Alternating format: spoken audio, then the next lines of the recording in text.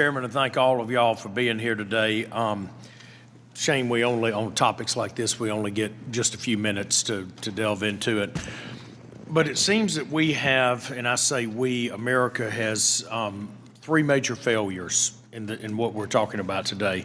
One of them is a regulatory failure, the other one is a trade failure, and the other one is a marketplace failure, okay?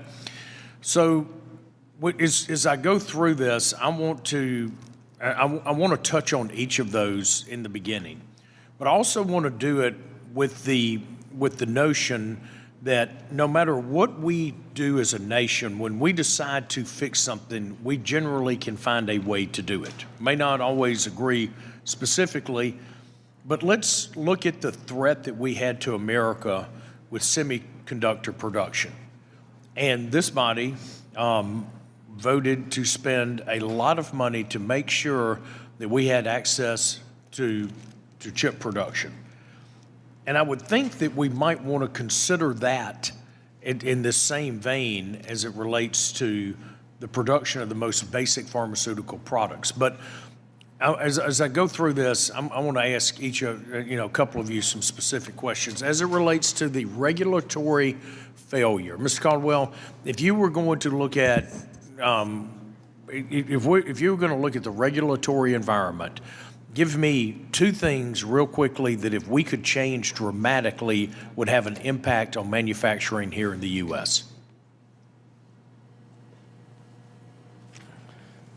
Thank you for that question, sir.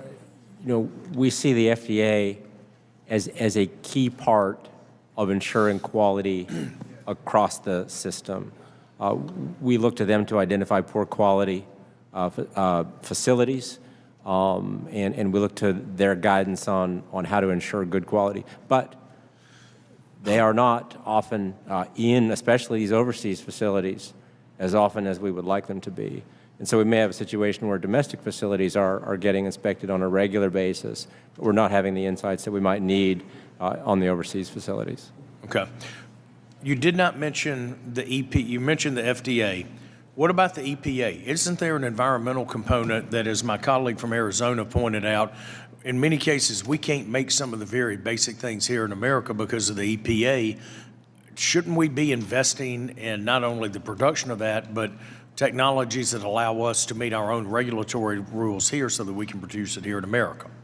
So we're a manufacturer of finished dosage drugs, so nothing comes out of our facilities except finished dosage drugs. There's no waste products. Yep.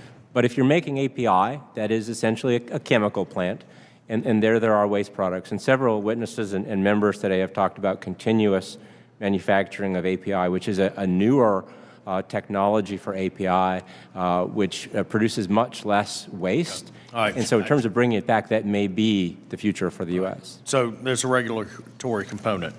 I mentioned a trade component. Dr. Schondelmeyer, two things. With trade, can you speak to how important it is that we protect our intellectual property here in the U.S. and that we create a level playing field with countries that have unfair practices? Well, certainly intellectual property is a valuable asset and needs to be protected.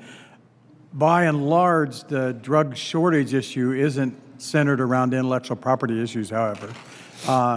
It may be an issue on the brand name product sides and products like Ozempic, Wegovy, and Zepbound, but on the drug shortages, remember those are largely generic and sterile injectables, so intellectual property isn't the major issue in that component. Okay. But there are plenty of trade issues that do affect drug shortages. All right. We're going to have to come up with some short-term solutions, and we're going to have to come up with long-term solutions that are going to require investment. Yes. We've talked about antibiotics. AMR is very important. The next pandemic could be bacterial and not viral in nature.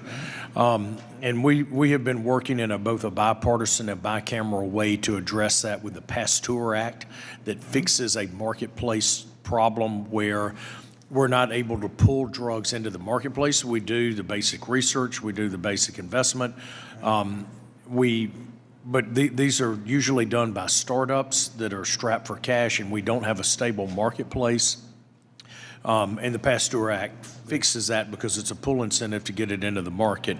Doctor, do you believe that that would be helpful in the near term in developing new antibiotics to fight resistant bacteria? Yes, antibiotics are a concern anyway because we have resistance and issues. And the antibiotics we have that do work, many of them are made in China, and we're in trouble if they put in trade barrier in place anyway. So yes, we must focus on antibiotics, and that does involve intellectual property and stimulation of production in the U.S. Thank you, Doctor. Thank all of you for your time and expertise. I yield back.